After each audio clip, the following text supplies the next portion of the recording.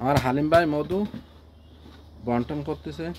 সে বাড়িতে চাক কাটলাম, সেই চাকের মধু বন্টন কাজে ব্যস্ত আছে হালিম ভাই।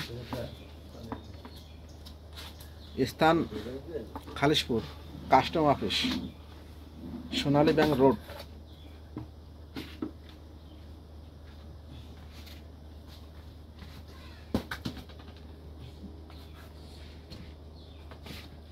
আল্লাহু আকবার।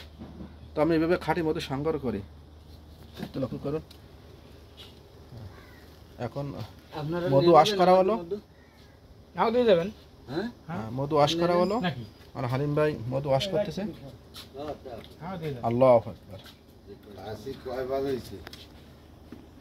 1 কেজি 800 গ্রাম আছে মধু।